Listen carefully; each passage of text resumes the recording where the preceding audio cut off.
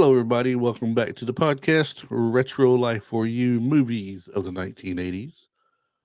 My name is Chris Adams, host of the show, and back with us this week after a little small hiatus. I'm back. Yes, we have Mr. Travis Rollins here. So, man, you've had some people asking about you. Had some people saying they hoped everything was doing okay for you and everything. I That appreciate that. you was doing Appreciate well that. and all. So, I yeah, wasn't in the I was talking with you before we got started. You see everything's starting to get back to normal a little bit. yeah, and I wasn't in the I'm not in North Carolina. I'm in South Carolina. I am in the upstate, and I'm right in the foothills of the Blue Ridge Mountains. We got it pretty rough down here. There's still some people out and about that don't have power and everything, but yeah, we're not. North Carolina got hit real bad, but yeah, thanks. How Back. far away from you? How many hours away from you is Asheville? I'm gonna be in Asheville in 45 minutes.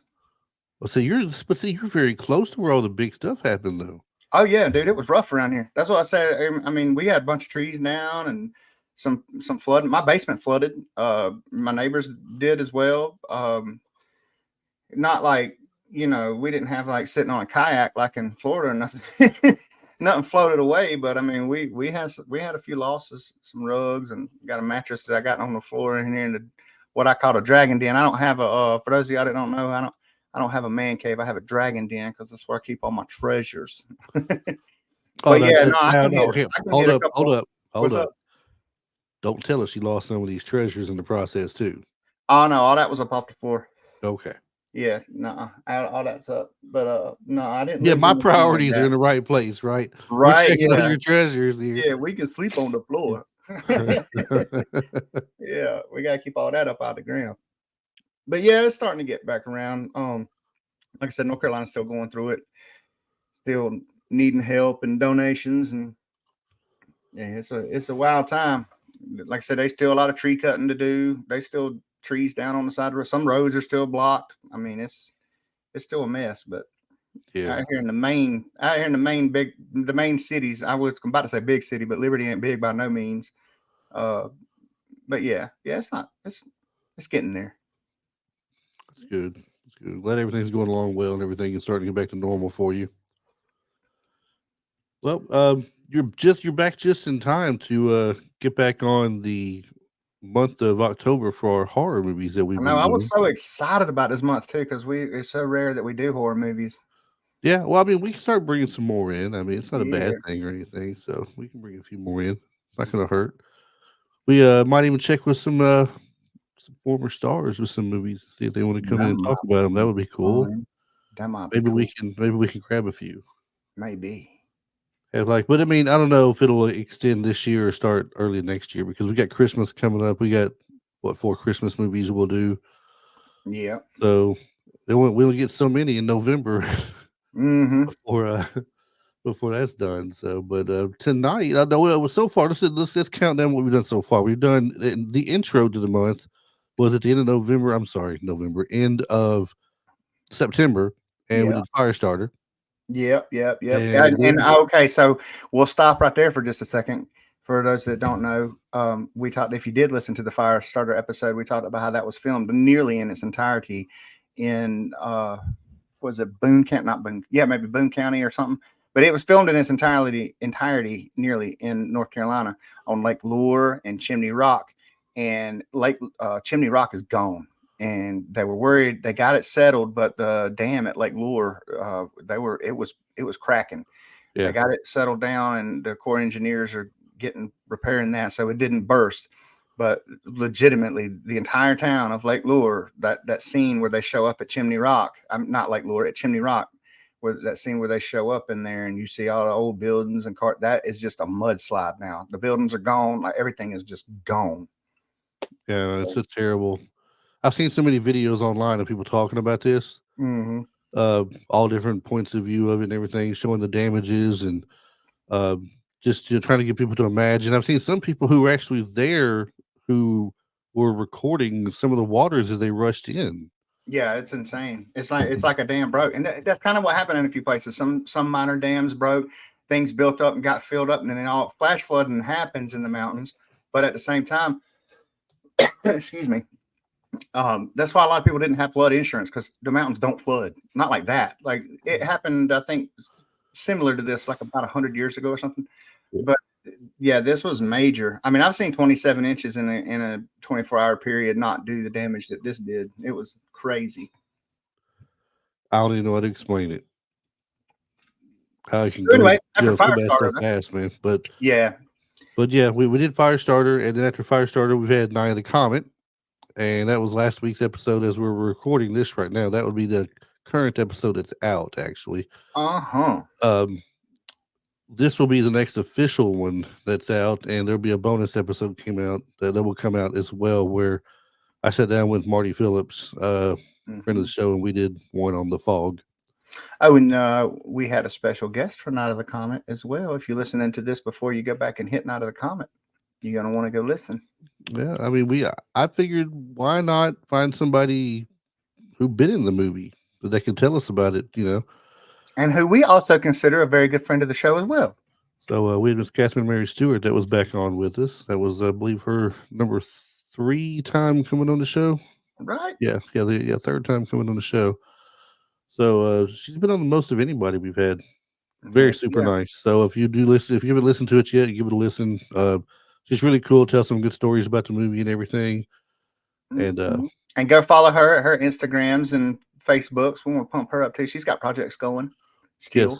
yes. Matter of So fact, as we very speak active. currently, she just wrapped up the Richmond, Virginia Comic Con. Her and Lance. He was there for that. So they just Heck wrapped that yeah. up tonight, which is Sunday and October 13th.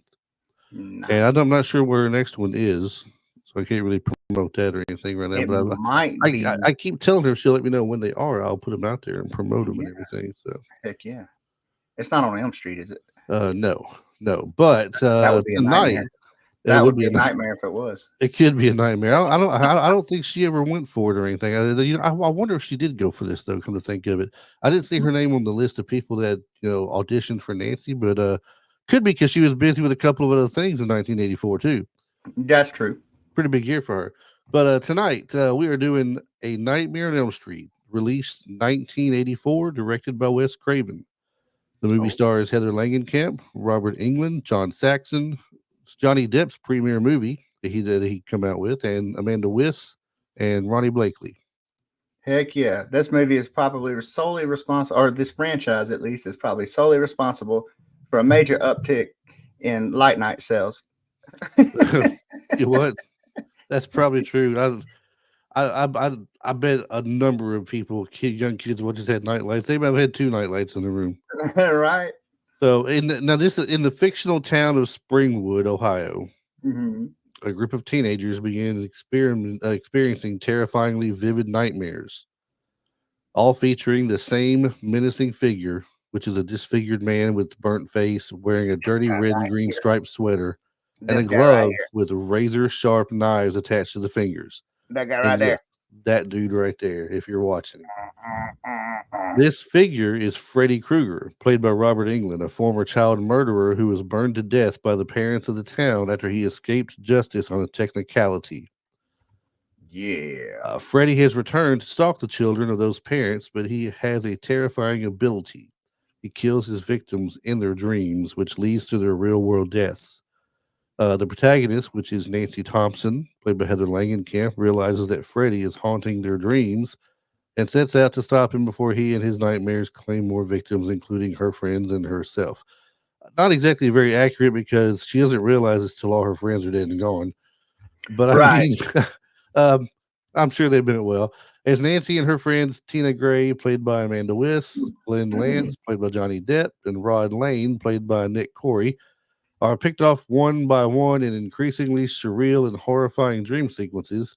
Nancy discovers the truth about Freddy's past and how he was killed by their parents. With no adult willing to believe her, Nancy takes it upon herself to uncover the secret of defeating Freddy, staying awake, or learning to control the dreams. Um, the film builds towards a tense showdown as Nancy sets traps for Freddy and attempts to pull him into the real world, where she can finally confront him with supernatural advantage he has without the supernatural advantage he has in the dream realm. I want to talk to you about that here later, Okay. about that exact part you're talking about right there. I have a couple of questions for you and an idea of my own about it. Mm. So, I want to throw one out right off the jump before we get Yeah, started, because I noticed it when I was watching it earlier today. It's a yeah. goof, or maybe it's not a goof. I'm trying to fucking. I'm gonna go back and analyze the movie again. But when I was watching it today, I was looking at just a lot of the background and what was going on, and people, the way people dress, because it's 1984. So I'm like just reminiscing. I'm like, hey man, so and so's house looked just like that, or we had that stuff. I had that exact thing in my mom's house. My mom had it, or whatever. So the goof that I saw though is it was after the whatever her name was. I forgot the first girl that got killed, the very first victim. Tina. Tina. It was after Tina got killed. So it was the next morning when she went into the kitchen and she was talking to her mom was trying to get her to not go to school. When she first walked up to her mom, there was a glass, a bottle of gin, and the lid to the gin laying on the daggum counter by the sink. Well, they had their little conversation, and then it did a wide shot again, a panned out shot, and the glass and the lid were still there, but the bottle wasn't there. I was like, "Ooh, I saw a goof." Maybe it might have Oh, something to do with it. I don't you know. caught one on them. Yeah, I was trying to see if whether or not that played into the storyline or something. I don't think it played into the storyline. It It could never be a did. goof. I No. mean, Nancy already knows that her mom's an alcoholic, basically. Yeah, but that just tripped me out that the bottle was there and then it was gone. I was like, "Oh wee, I found one." That's like the door of the house is blue, but in every other movie or when they reflect back to the house in dreams, it's red. Yeah, yeah. So, I mean, Mm-hmm. there's all kinds of goofs out there, I'm sure, about it. We can I see. see a red Um, door and all. Well, we were just talking about whether or not Catherine put in or went in for the role of Nancy. They said that Heather beat over 200 actresses for the role of Nancy, and among them was Demi Moore and Courtney Cox. it's quite a bit, quite an extensive list, actually. I was reading the very same thing earlier that you're talking about, and you're right. It said 200, but there was quite a bit more than that. Yeah, We had Jennifer Grey was listed, it said over Tracy Gold 200. was listed, Claudia Wells Yep, was listed, yep. and they didn't list anybody else other than that. Plus what you said that I seen, Mm-hmm. but it's not really important. I guess they put all the names out there. These are some of the names at that time, Those are though. the big names, I No, reckon. well, they were kind of up and coming. I mean, Yeah. Tracy Gold was known on television. Mm-hmm. Courtney Cox was just starting to come around Right. from what she was doing. Demi Moore was probably, I don't know what it came out by 84 for Demi Moore. Yeah, I'm not sure. I don't know if St. Elsewhere had been St. Elsewhere. Um, St. Elmo's Fire had been out yet or not. Yeah. Um, Jennifer Grey, Ferris Bueller's Day Off, I think was where I'd seen her first before she did Dirty Dancing, of course. And Claudia Wells was the girlfriend in the first Back to the Future. Right. So that would have been, she wouldn't have been So yeah, established yet Demi either. didn't have anything going on before that. She did Choices, Parasite, and Young Doctors in Love up until um 1984, where she was in The Master as Holly Trumbull. Oh, Demi General Moore? Hospital. She started. No, she was Yeah. on General Hospital from 82 to 84. Okay. And then, yeah, the Master was one episode that she did on there as that Yeah. character. Yeah. Um, I used to have, I used to have that VHS. Ah. um, but yeah, well, I mean, I don't think Heather Langenkamp had done a lot either. So they were probably looking at young up and coming people to bring out there. They didn't Right. have exactly the largest of budgets. I think it was a $1.8 million budget Wow. is what They it had said to too start that with. this saved. What was it? New Line Cinema. Yeah, the But movie not at so it actually first, saved not it. at first. The franchise really saved New Line Cinema. Yeah. They just started The calling movie it the house that itself, Freddie built. yeah, the movie itself, they had to kind of beg and borrow and dig into personal money and everything else to get it completely finished Yeah. and put out. But once the franchise started getting going, your second one came out, your third one, especially when the third one really hit. The third one was very popular to movie theater, I think. Hmm. And then from there, it's really took off on a mind of its own. Yeah. And I think this was Freddie, Depp's first movie too, wasn't it? this was Johnny Depp's first movie.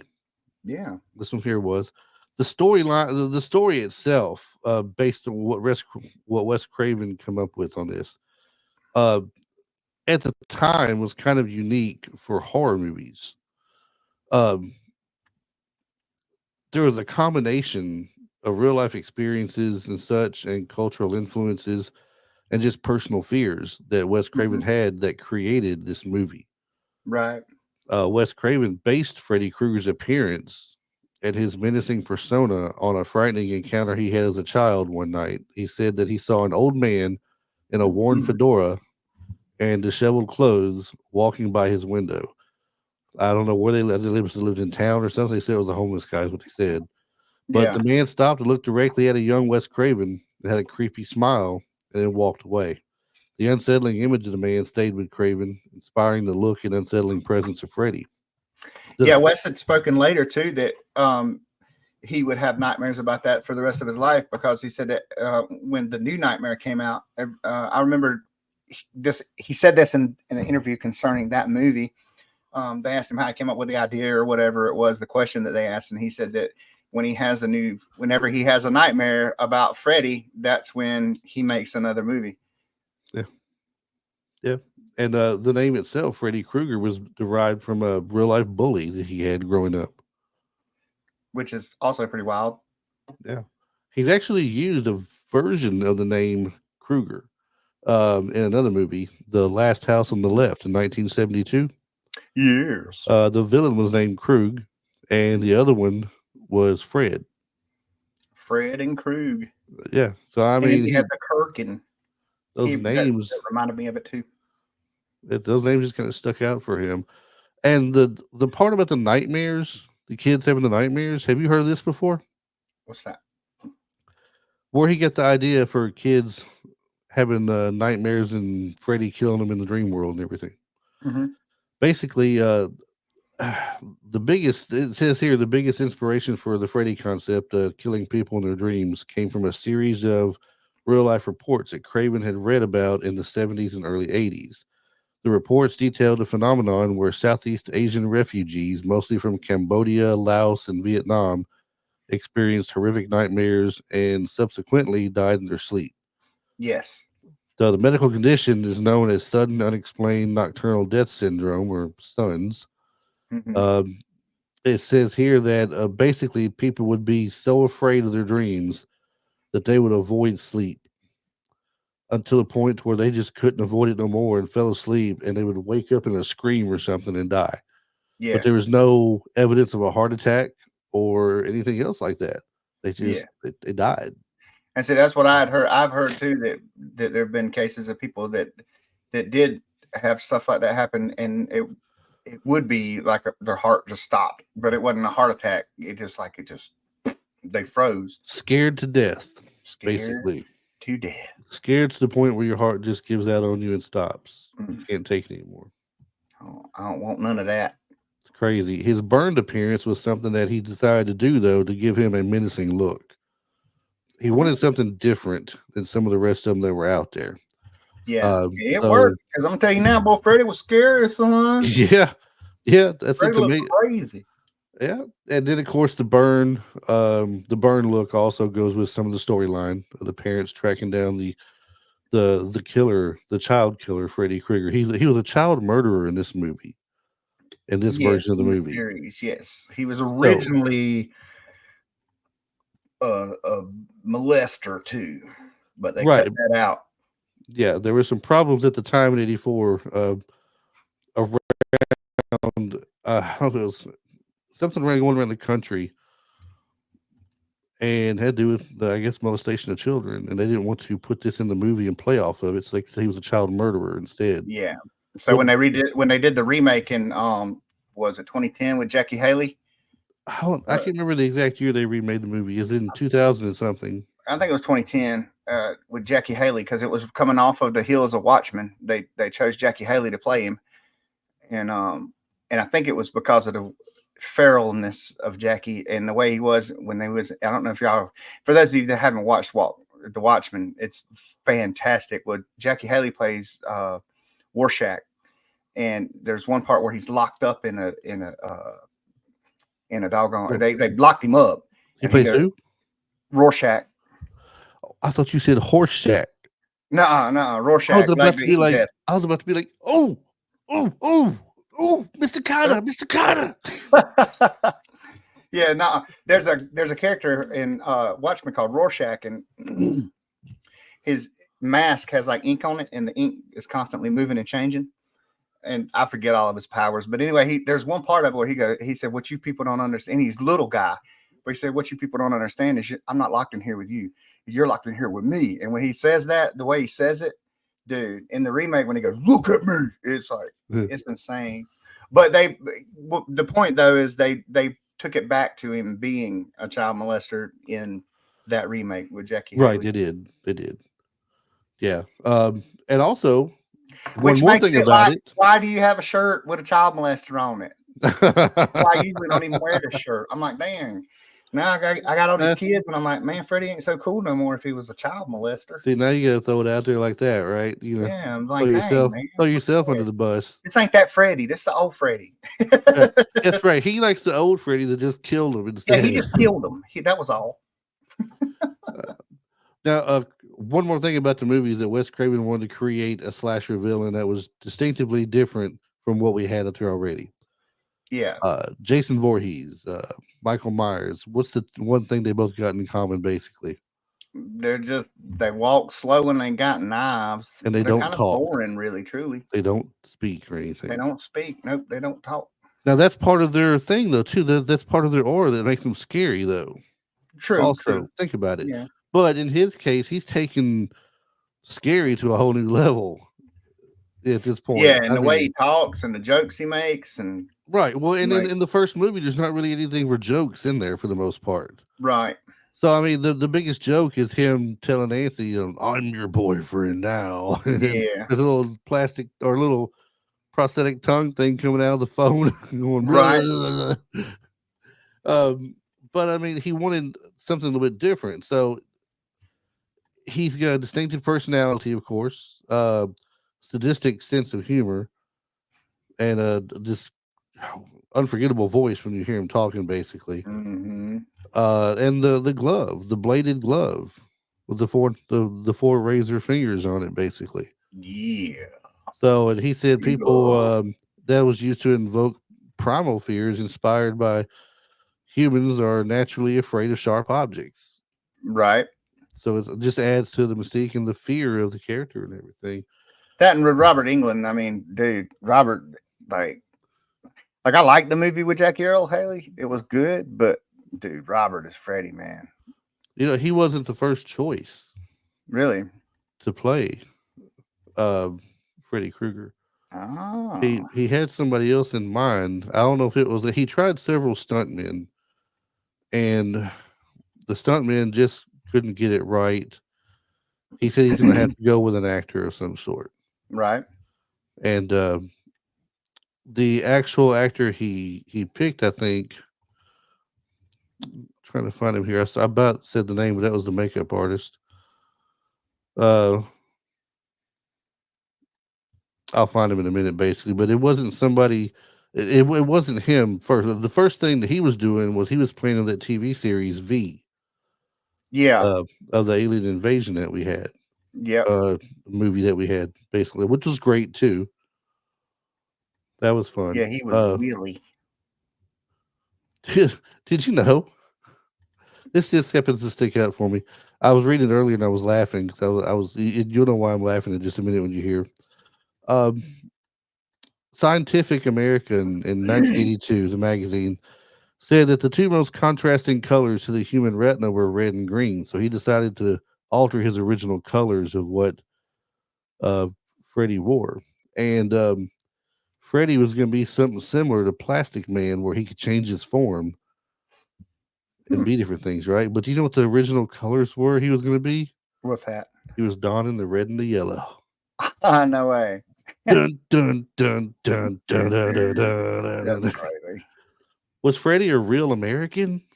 Right. Would he come through ripping that sweater like I'm a real American. That's crazy. the Hulkster? The colors of the Hulkster. We can't have that. So red and green, I think, was better anyway. That they changed it to. So That's crazy. Well, I'm glad I chose him. He went on to do all kind of stuff, man. He was in like if you're gonna just even his cameos make movies better. He was in Strangeland and Urban Legend, Wishmaster. Oh, There was yeah. a one movie I remember him being in. What was it? A Thousand Maniacs or something, where a woman got raped in an insane asylum, and like the son was a kill. He turned out to be a killer or something. I forgot how it went. That's basically the story of Freddy. Yeah, If you think about it, I mean, 2001 his mother was Maniacs. That's Amanda what it was. Krueger, who was a nun. She was at Yeah. that special insane hospital and got thrown down into where hundreds of the convicts, the insane Yeah, convict people that's were, what and makes now took. Freddy. I'm completely wrong on that too. I was just telling the Freddy's backstory. This was a different one. This is the one. Okay, I must have been thinking of a whole different movie because I just looked that up.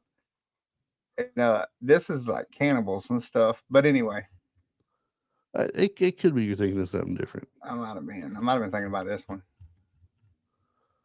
But thank goodness though we got Robert because he's unreal, man. The Freddy franchise is crazy, dude, and what it was to horror movies like all together. You know what I mean? Just the whole genre. It's. I mean, when you talk about horror, I mean, your big three are Jason, Michael Myers, and Freddy. From that time frame, yeah, definitely. I mean, that's what everybody wanted to see. It seemed like they were the Mm. ones that were the most popular, and we paid money all the time to go back and watch them again and again and again and again. So when was the first time you seen it? Did you see this one in the movies? Do not think. Let me see. I don't think I watched. I don't think I saw this in the theater till Dream Warriors Part Three. I'm Mm. pretty sure this was a rental. Um, I would have been 11 years old when it came out, so I'm really sure my mom wouldn't let me go at 11 years old to watch Nightmare on Elm Street if she wouldn't let me watch Night of the Comet a year or two earlier. Yeah, that's true. So I mean, yeah, it was a rental. It was either a rental or on television somewhere, but I'm sure it was a rental. And I seen it before Dream Warriors came out, and I Okay. saw, and then part two was you may as well say a rental. My stepfather used to have a lot of recorded movies.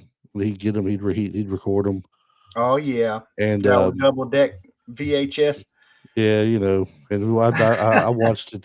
Watched it that way. Put the tape over the tab that you break out and record it over another movie that you didn't like. You know, I mean, if you for the ones you didn't like, yeah, you know, I mean, if there was no tab, if the tab wasn't there, it's all you had to do. A little scotch tape over it, we're all ready to go. That's it. How about you? Was it I'm sure it wasn't a theater for you because you would have been but about 4 4 years years old. old. Yeah, I was only 4 years old. I don't even But remember the first time I watched a whole Freddy movie uh-huh. because no kidding. Like up until I was I probably saw Dream Warriors first in its entirety, and I was probably 12 or 13 because up until that point, he scared the living daylights out of me. Like when I was a kid, like no kidding, dude. Because like Jason wasn't scary because he didn't kill kids, and like Right. uh, Michael Myers wasn't scary because I don't know. Michael Myers just didn't scare me when I was a kid. And then, but Freddy, dude, Freddy, like he came after kids, so that's what made him scary to us, I guess. And he came to And you in your dreams and you in were your vulnerable dreams, and couldn't get dude, like away. it didn't. Oh my gosh! So, but yeah, I remember they had a little. I guess my first true exposure to Freddy was there was a short-lived TV series I think they did on HBO. Yeah, well, it wasn't And HBO. it wasn't was it Showtime Cinema? It was something. It was on No, cable. you have about Freddy's Nightmares, right? Yeah, I think so. Yeah, that was on the what is considered today's CW. Oh, was it It not? was Was it was before on that. It network was TV? before that. Yeah, before that it was WB. Before that it was what Fox. Before Fox it was something else. Well, Fox is And still around though. huh? Fox is still around though. Well, maybe it was what Fox was before it was Fox. Oh, maybe Maybe it's I that. don't It know. all right. So the network that carried when it first came out, the Tracy Ullman Show and Married with Children and all that, Yeah, that had Friday the 13th the series, okay. Yeah, and then there was Wes Craven's. Was it no? It was Freddy's Nightmares. okay. Well, Freddy's Nightmares was where I first started watching Freddy, and it stopped. That was where it stopped. It kind of started going over to. I wasn't so scared anymore. I was interested because when I was a kid, I used to sneak around. I used to sneak downstairs when we lived in Aiken. So I was between the ages of 10 and 12, and I would watch scary movies late night on HBO and Cinemax and stuff. I'd sneak Mhm. and watch them, and then I'd have crazy nightmares and stuff. But but yeah, that's what started my love for it. So I don't even know the first time I saw it. Well, well, let's be glad we got Robert England for that role. He plays it to perfection. The original guy that was wanted was David Warner. David That's what Warner. I'm looking at now. I finally found his name. Yeah, but David Warner, and he couldn't take it because he had conflicting interest of doing something else. Yeah. So we got him. We had him instead, and it was a great pick. Heck yeah, yeah, and the stuff that he did with him too, and like he got into the character so much that, and then turning the comedy on and stuff like that. Like, yeah, man, it's so funny too. I wonder how many things people saw with him in it and didn't realize that that was Freddie. Yeah, he did some TV shows and stuff like I that mean, too. if you didn't know him from V, Yeah, and then you knew he went and played Freddy Krueger, then you probably would have known it at all at that point. He had some TV episodes he did. There was a TV episode of Charmed he did when Charmed came out. He was a demon that shrunk people and made figurines out of them. It was funny enough. oh, by Uh, then, yeah, sure. Everybody should know him by then. I yeah. was meaning like I think he did like everybody did like an episode of Knight Rider or something like that.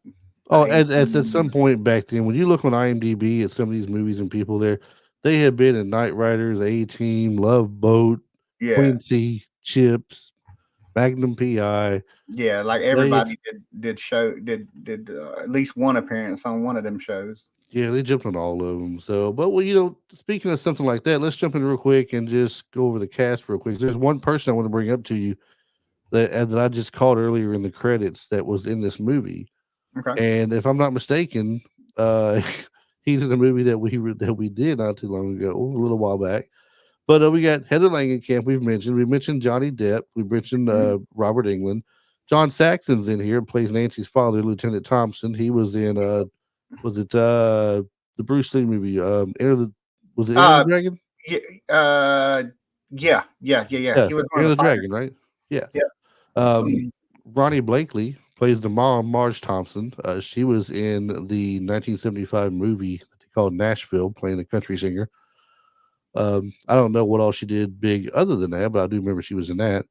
Amanda Wiss played Tina Gray. That Mhm. was Nancy's best friend, and uh, she's been in several things. She was in Better Off Dead that we did on here, I believe, or we touched on it a little bit whenever we had Diane Franklin on. She was wasn't she Duncan McLeod from the Clan McLeod's love interest for a little bit too, wasn't she? No, she was not, but she was a reporter. Reporter, that's what She it was a was. Okay. reporter on the series for a little bit. Yes, I thought that might have looked up. she had a brief moment in the back of the pickup truck in Last Starfighter, Ah, along with one of the other previous guests we had on here, and Jeffrey Blake. They were two extras that were in there. They were two of the people that was friends with the guy that drove the truck. okay. Um, the person I want to get to here is Charles Fleischer. He played Dr. King, the sleep study doctor. Years. Charles Fleischer. The name sounds familiar. Is Charles he the guy that did Roger Fleischer. Rabbit? He's the voice of Roger. No, is he? I'm asking. Or is that a different Fleischer? Oh, I don't remember. Okay, I so I'm gonna think click that on his might be name. a different one. I'm gonna click on his name. And it is his last name is Fleischer, though, isn't it? He He's a was the voice. comedian. Yeah, yeah. He was the voice of Roger Rabbit.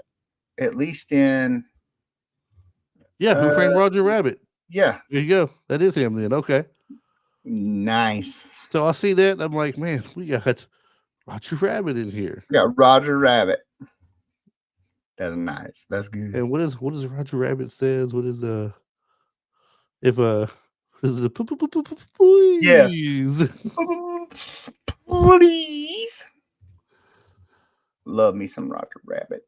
I thought that's who it was. I want to bring it out. I wanted to wait and bring it up to you first before I even looked it up because I thought Yeah. I was like I know that's got to be him. It sounds so familiar, but I thought you would know for sure. Yeah. I was yeah. That did sound familiar as soon as you said it.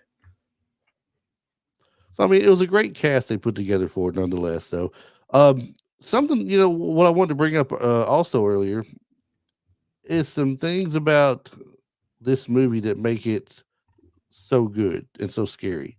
Yeah. Um, I was doing this with Marty when we talked about the fog, which you guys will also hear soon. It's gonna be a bonus episode come out that'll drop here very soon if it isn't out already. But fear of sleep and loss of control. Mm-hmm. It's like a very key theme in this movie, but it's a real life thing too, though. You've got some people in real life who really do they don't sleep very well and they have nightmares over what's been going on in their life and everything, and it's hard Mm-hmm. for them to sleep, and they take medications to help them sleep. And maybe I don't know if it keeps them from dreaming or anything, but I mean it does help them get there and sleep. If you've got any say internal guilt or generational guilt or something, like your parents were I don't know, something silly or stupid. Let's say you're the grandkid of Bonnie and Clyde or something. I don't know. Your Yeah. grandparents were bad people, or Yeah. and then your parents were just like that generation of the family got a little bit better, but they still were a little bit, and then you were perfectly fine, but you've got this guilt of what they did before you, For sure. and then you have a difference, and you have a problem distinguishing reality versus nightmare at this point. Mm-hmm. Think These are about three things that really make this movie stand out, and be so scary. Yeah, for sure. Think about too. You could pull that into a nowadays reference too. If you think about Avatar: The Way of Water, I know a lot of people saw that. Yeah. The kid, what was his name, Spider or whatever the kid's name was. He was the son of my guy, the bad guy. So he's carrying guilt about that. And then what does he do? Which that turns into a whole new thing. But no, that's definitely a thing. That is hugely a thing. I my family just throwing it out there, generations behind. Um, uh, a couple of generations back, it was molestation was running kind of rampant among the older generation to the newer generation, and then you know the generation that came up after was like, well, we're gonna end that. We're gonna stop that right here. You know what I Right mean? here, right So now. yeah, that's good. We ain't gonna have no more of that. Not with our Or kids. as they like to So say, quick, fast, in a yeah, hurry. quick, fast, in a hurry, baby. So I mean, but Uh, they carried My the guilt. favorite, is Barney Fife. All right, yeah, Nip it in the nipped bud. it in the bud. Well, that's what I'm saying too. Like and alcoholism and addiction and stuff came down. That's carried down through generations too in my family, and I fell into it. I'm working hard against it now, and but so hearing those older generations talk about that. You know what I mean? It's like the guilt that they carried and the guilt of stuff that happened to them or things that they could have done or didn't do or wanted to do differently or whatever carries over and weighs heavily on. I guess what I'm saying is I've seen that, I've experienced that, and Yeah. it's like that's a real thing, man. And it really really is detrimental to people's mental well being for real. And this all falls back in toward, like I mentioned the fog earlier. Mhm. Um, the intergenerational guilt in the fog 100 years prior, they had cheated the people of this vessel coming in. They promised them some land off to the side of their town to establish their town, and be left alone to be with themselves. They were a ship basically of lepers, is what Yeah. they were. And the people of the town tricked them into uh, coming up to where the fires were and parking the boat, or just stopping the boat there, but it's rocks, and they crash into the rocks Hmm. and they die, and they take all the gold that they had on there with them, and they keep it. So in this case, Freddy's vendetta is directly tied to the sins of the past generation, where the parents acted like of vigilantism, where they burned Freddy alive. For sure. Uh, he was And let off on that's a technicality, basically in court, and got off scot free. So the yeah, families all got together and tracked him down, and they yeah. took care of it themselves. And that's not don't want to dive into it, but that's one of the reason. Okay, so that is so real. What we're talking about is so real that's the reason why it has been so easy to cultivate the masses into a certain type of guilt for a collective of people's ancestry. You know what I'm saying? That's I do, going on in our yes, country. yes. We'll leave it at that. But that shows you how much of a real thing that is, because that's effective. You can get the other side angry, and you can get one side angry about what happened to their ancestors, and you can get the other side feeling real guiltful about what their ancestors did, Then you can and pit then the you two go against each overboard. other, and you cause constant conflict and fighting, and a yeah, hundred percent. real stuff. But those are basically the key themes of the movie that make it such a great horror movie. It makes it, just in my idea, a classic horror movie. It's been in many lists as being one of the scariest movies ever released. On one top 100 list, it was number 11. There was a top 25 list. Someone had it listed at number 8. It's always up there pretty high. I feel like you can't talk about scary movies or the genre, or I feel like you can't even have the conversation without having Nightmare on Elm Street in it. You really can't. Like that's Because how big it is. yeah, and because of how different it was of a slasher film compared to the others. Yeah.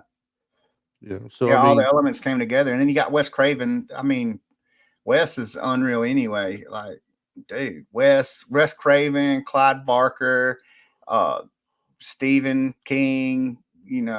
Which Wes and Clive, I guess, are more known for the movies than their literary works. But Stephen King known for a lot of his literary work, but translated into movies.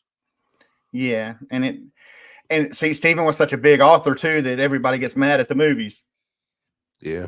So no, Well, I mean, you got a crowd of people out there that firmly believe, and most of the time it's true, that the book is better than the movie. But if you go to a movie with the mindset that you're going to watch the book unfold in front of your eyes, you have another thing coming, because it takes 1 minute of film to portray one page in a book. right. If your book is 1,200 pages long, like a lot of Stephen King books were, Hmm. you're not going to get a 1,200-minute movie come out to give you everything you want frame by Right. frame. Yeah. A Things had to hundred be percent. cut out. A story has to be changed a little bit, or you only get a certain aspect of the story. And some things just don't relate to film, and some things need more. It's like I've been arguing with some people over Rings of Power versus what Peter Jackson did with the Lord of the Rings, and it's like, look, so Peter Jackson, yes, a lot of things were left out and some things were added, like the whole speech between Boromir and uh shoot Strider, Aragorn. Aragorn, Aragorn. Uh, that was added to it. That wasn't ever in the books. right? Tom Bombadil's not in there. Well, Tom Bombadil don't need to be in there I because it was made gonna, the whole I was thing. gonna bring that up to you. I was gonna say the biggest thing I had at first was, where's Tom Bombadil? Then I got to thinking, well, how would that actually fit into this? He's some singing dude running through the forest. He doesn't Yeah, talk. it He take you just out of the sings. moment. It take you out of it. It'd be like, Right. what in the world? And not only that, Tom is omnipotent too.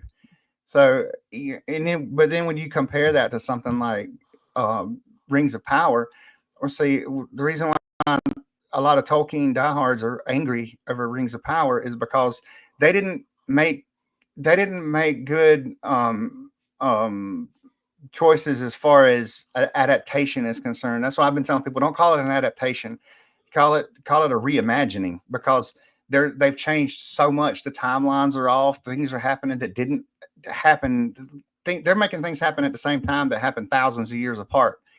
What that does is destroy the lore. They won't even call the hobbits the hobbits. So I mean, you're destroying the work now. So Yeah. don't call it an adaptation. Call it an interpretation. And then And say, turn around and do the same thing for the Harry Potter novels that J.K. Rowling wrote, yeah, because they have a very good interpretation of the novels turned into a movie, where the first and second movie are kind of almost page for page, because they were smaller books. yeah, But when the third one got around and it got a lot thicker, they had to say, okay, well, we got to change this up a little bit. We got to pick a hmm, story and go with it in some sort. And they did. They narrowed it down a little differently than what the book had in it, left some things out, but kind of implied it along the way. And right, then you don't really get a certain guarantee that a certain thing is done something of a certain way in there. But one of the teachers kind of implies to Harry at the end of it that, this is how it was done, like the Marauders map, who made the Marauders map. Then you got the fourth one, which is a little bit different, but the story now, but they've already started the storyline in three, right? So now you got to follow it as it goes now. And they yeah, take each book and adapt it to the way they've done from part 3 and going up. Well, it's like Game of Thrones did the same thing. They wouldn't wait. They were the show got ahead of the books, Yeah. so the last season was trashed.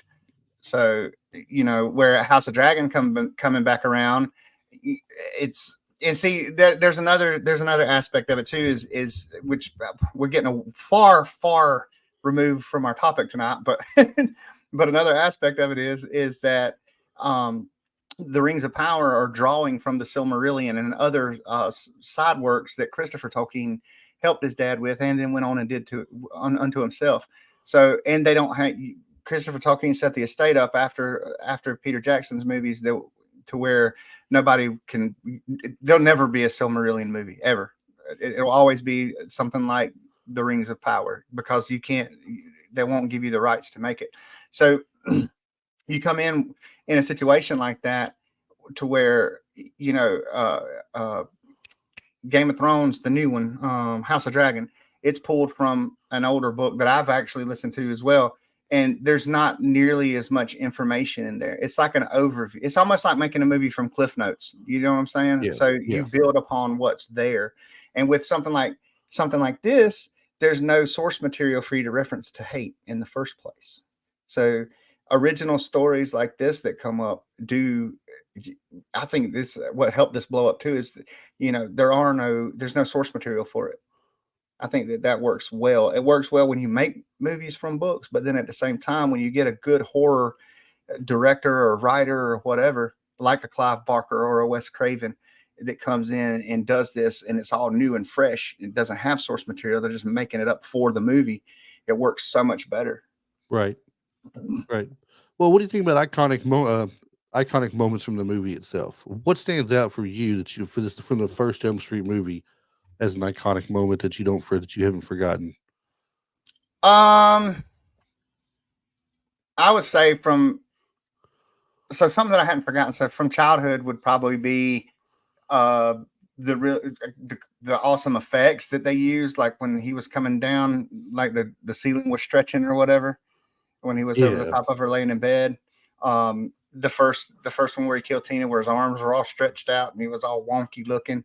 Do you know how they did that with the arms like that? Probably like stilts for your feet.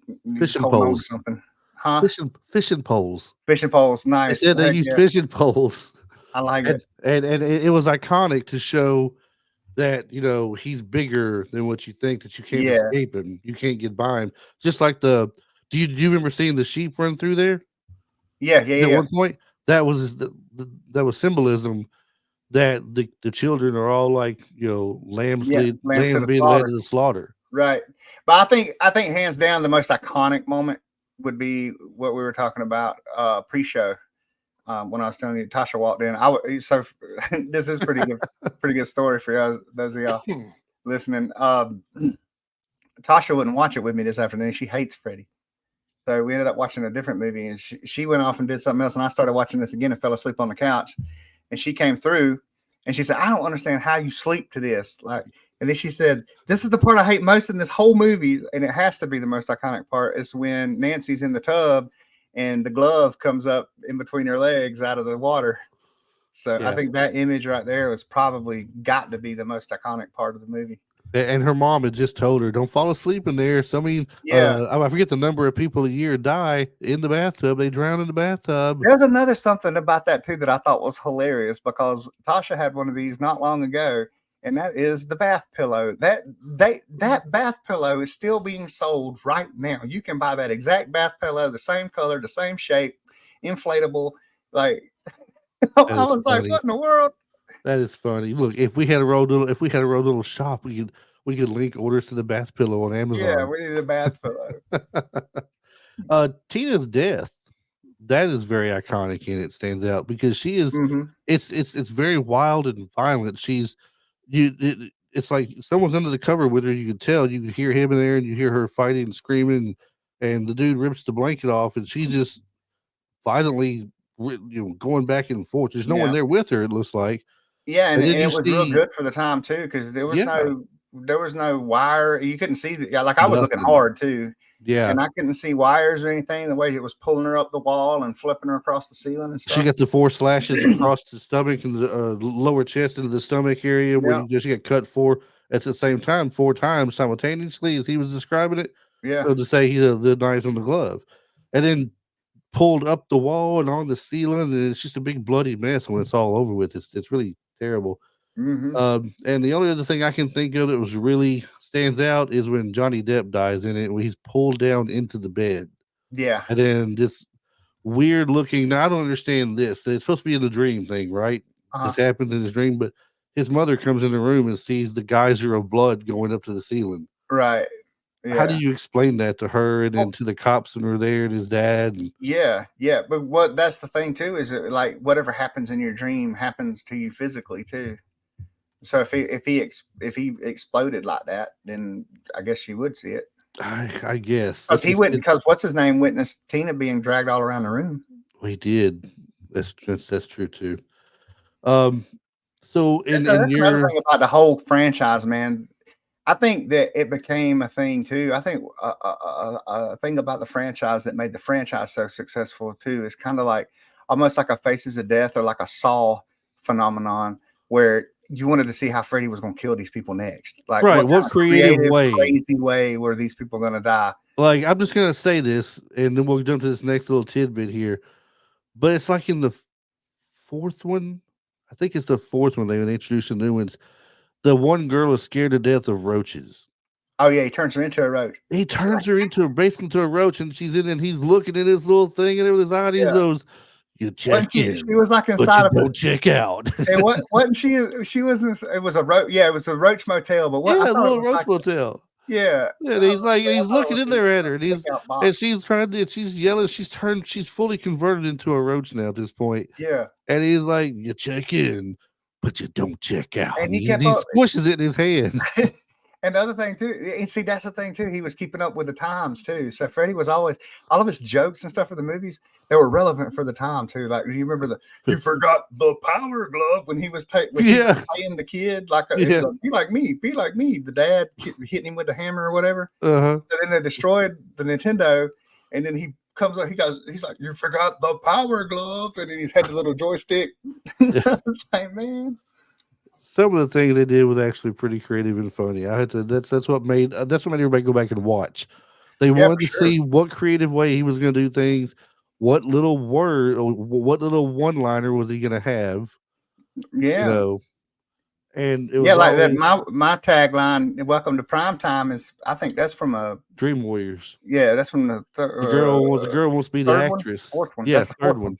The Third third one. one. Okay, yeah, Yeah, the girl wants to be the actress, and she's trying to watch TV, and it won't work. And she's going yeah, to smack the TV, and all of a sudden, these two robotic arms come out the side and grab her. She's asleep at this point, and Freddy's head comes out the top of it. These little antennas on top of his head. I'm almost positive that Dream Warriors, actually, Dream Warriors is the one that got me into Freddy because then it made me believe as a kid that if I believed hard enough, I could fight Freddy and beat him in my dream. I I, think that it kind of gave you that little bit of hope. You know what I mean? I, Like part the kid three with was the the most. nunchucks and stuff. Part three was the most fun. Well, now part four was the nunchucks. The kid with the There's a part nunchucks. four. Yeah. Yeah, he's the one that's played the girls that plays Alice's brother. He's a karate guy. And so he knows karate, he can fight, he knows work on nunchucks and stuff. In part three, you got the girl who is she's all gymnastic like abilities, and you got Yeah, yeah, yeah. the dude who's real strong, the one that thinks he's a wizard in D&D. Yep. The one guy can talk because he can't talk in real life anymore, Yep. or he's not said words in years. But anyway, What is the one too? There's something about cleaning your ears out. He killed somebody with a Q-tip. It's crazy, y'all. If you yeah, haven't watched Freddy, man, y'all got to go watch Freddy. you won't regret watching the series of Freddy. That's for sure. You Yeah, might no, regret watching the remake. I don't know. Some people didn't like it. Some people did. yeah, I have no problem against it or anything because you got to bring some of these things and renew them sometimes.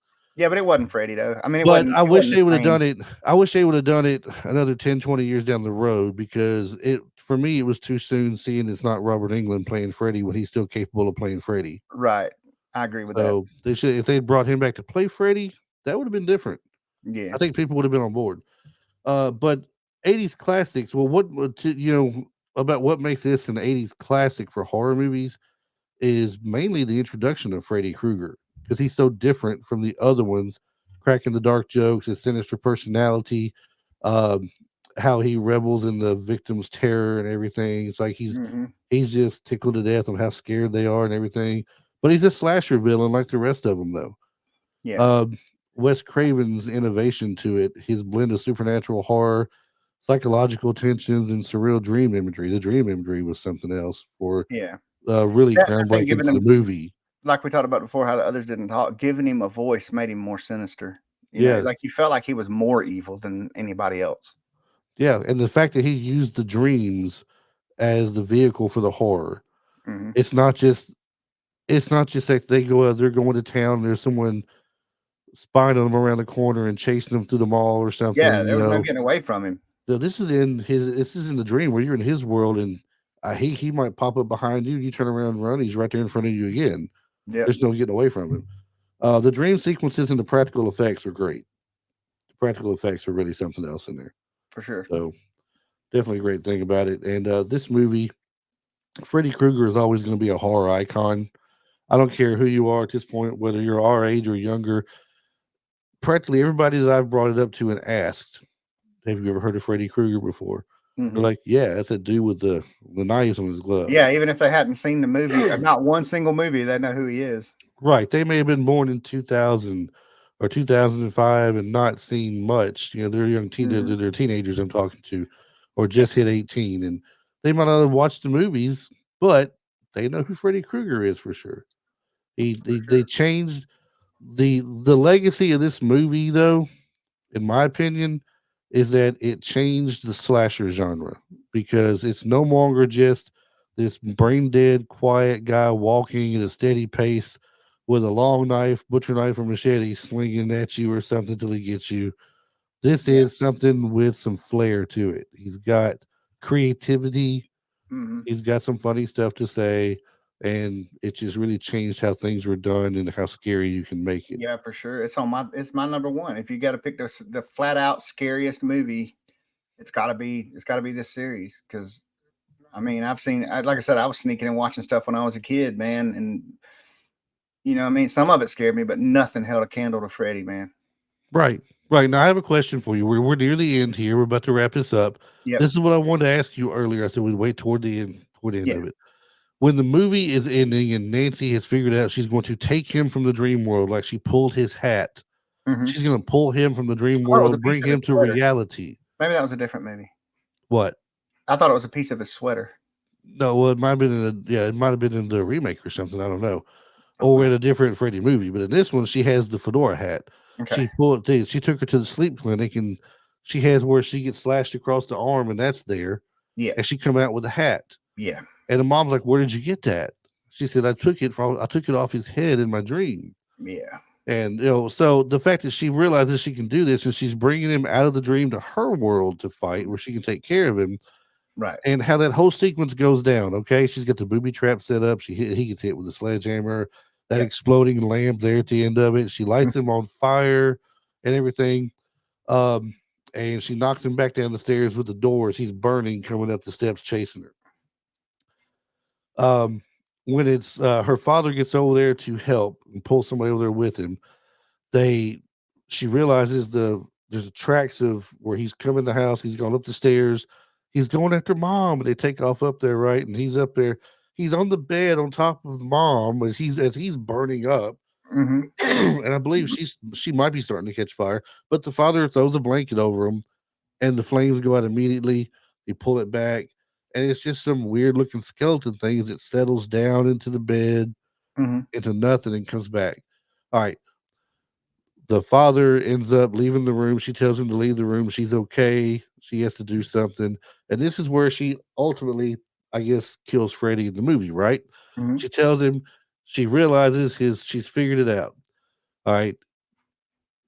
It's just a dream. None of it's real. And she takes away all power she gave him. Uh huh. All this stuff. I want my mom back and I want my friends back. Yeah. You're nothing. Then turns around and tells him he's just a piece of you know what as she Yeah. walks off. And he disappears when he tries to go and get her, like he dissipates into nothing, like she won. When Yeah. the door opens, now it's her and her mom outside, and it's a foggy thing, foggy day. The mom's like, "Well, it'll burn off soon, you know." Yeah. And now it looks like we've won. Yeah. She's beat Freddy. Yeah. She goes and gets in the car with her friends who are all there. Yep. The mom is waving, and suddenly the convertible top comes up, and it's a red and green sweater top. The Yep. door's all locked, the windows are up. She can't get out. She's yelling at her mom to look out, and the mom gets pulled back to the glass thing, and the door is over. Yep. At what point do you think they came out of the dream, or was it a constant, nonstop dream from beginning to end? I like to think that it was. I like to think that it was constant. That she never pulled him out of the dream world. Right. It was all still because think about it. The father was too calm Yep. for someone that just killed his wife Right. and almost got his daughter. And he was The calm. house was not burning up. Right. There's flames and stuff burning everywhere, but The the bed house is didn't not burn. burning up. The Right. bed didn't catch fire and burn up, catch onto the walls. Yeah. I mean, none of this And I stuff was think that's also. I also think that's genius because you don't think about that until after you've seen it. and You're then not but thinking now about any of that until after the top comes up either. You're like, what? What? And yeah, then you don't learn later on in the movies either that like, okay, he's losing his power because the kids don't believe in him anymore or something. You know what I mean? So you're not thinking about all that later on either until later on in the series. So like I think I like to think that it was the whole time she was in the dream. yeah. But and like I said too, that I think that makes it more genius because when you're watching it, you like all the things that you just said that make you think that you don't think about that until after you See, start analyzing it. Wes Craven apparently didn't want it to end this way. He wanted it to end with Nancy winning and Freddie losing. Yeah. Robert Shea, who was the producer, said, "No, I want this scene put in the end of it. I Yeah. want there to hint that there could be a sequel Right. because he wants to make more money off this franchise. He thinks it's going to do well. He thinks it's going to do great, and he ends up Yeah, being right in the long He run. made the right bet. But as it turns out, Nancy thinks that she's won. It's all happy go lucky. People are like, "Oh, Nancy's won. Her friends are back. Yay! Her mom's there. She's gonna, you know what? I think I'm not gonna drink no more. I'm gonna be sober too. You know." Yeah. And all stuff. All of a sudden, it gets snatched right out from under her again. Yep. It's all just been fake. So I asked some people as to what their thoughts were, like I asked you just then, and most of them say the same thing. They think it was still just a dream the whole time. And I'm like, so I looked up what happened with Nancy between 1 and 3. Hmm. So the father, the mother did get killed. The father becomes an alcoholic like she was and loses his job and takes any job he can to get by. Nancy gets institutionalized.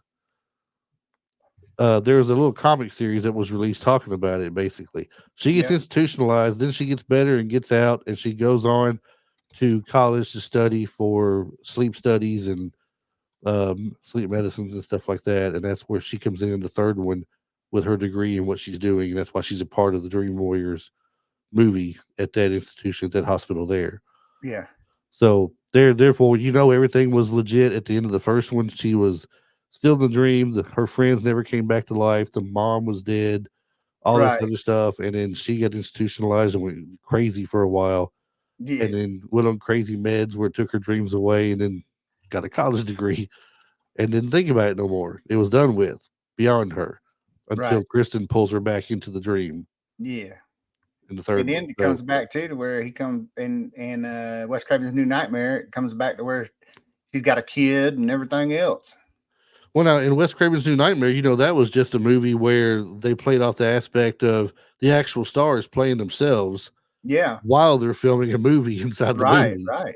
So it's really it's Heather Langenkamp playing Heather Langenkamp playing Nancy. Yeah. And the You know, animatronic hand. Yeah. yeah, It, and then you Wes got Craven's New Nightmare is awesome too. I love it. I love yeah, all the that's Freddy movies. yeah, it's definitely good. Anything you want to add to the end of this before we go into wrapping up and closing up and everything? I don't reckon. Just other than if you haven't seen Freddy, go watch Freddy, man. Especially Yeah, if you're into horror movies at all, like Freddy is awesome. And it's yeah. Halloween too, like it's October. Yeah, Gotta it's the go time watch to Freddy. watch it right now. Hey, right now is the time to catch you a weekend or a night or every night during the week. Watch a new one. Yeah, Start with the first one, even watch the second one. I don't care if it's got nothing to do with the rest of it or not. Watch yeah, the second one, it's not like Halloween 3 Season of the Witch where it's completely nothing to do with it. Like, Right. it is about Freddy Krueger. It's just Yeah. starting a new story with somebody else who lives on Elm Street at that point. Right. So, but watch the first one, watch the second one. You got all the way to 3, 4, 5, 6, I believe. Then you got Freddy versus Jason. Mm-hmm. Uh, and then West, no, I think it was West Craven's New Wes Nightmare, Craven's New and then Nightmare, Freddy and then versus Freddy Jason. versus Jason. Yeah. So I mean, you can get some good stuff out of it. Then you can go watch a remake if you want to. So, but that being said, the fun topic this week. I love this movie. I know you like it too. So Oh yeah. it's been fun. Follow us on social medias. We're at Facebook and Instagram, and we are on YouTube. If you just go to youtube.com and then type at Retro Life for You afterwards, it will take you straight to our page. And you can sit there and you can subscribe to us, follow us, hit that little bell notification. It tells you when we upload our videos, whether it's the new one for the week or any extra stuff which we started on with the fog. Basically, that'll be on there soon.